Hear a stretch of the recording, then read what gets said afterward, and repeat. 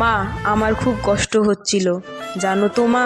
অনেকবার আমি বারণ করেছিলাম, চিৎকার করেছিলাম, বাঁচাও বাঁচাও, কে আছো আমাকে বাঁচাও, কিন্তু কেউ আমার চিৎকার, আমার আর্তনাদ শুনতে পায়নি, জানো মা।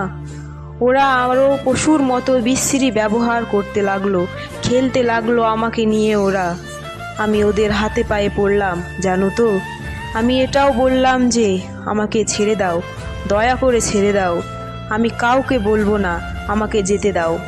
কিন্তু ওরা আমায় তোমার কাছে একবার যাওয়ার সুযোগটাও দিল না তোমার কোলে শেষবারের মতো মাথা রাখতে, দিল না শেষবার তোমার হাসি ভরা মুখটা দেখার সুযোগ, দিল না বাবার স্বপ্নের তার রাজকন্যার বড় ডাক্তার হওয়ার কাহিনীকে সত্য করতে। আমার গলা টিপে ধরে, নিজের সর্বশক্তি দিয়ে আমার গলা চেপে ধরে, জানো মা। আমি অনেক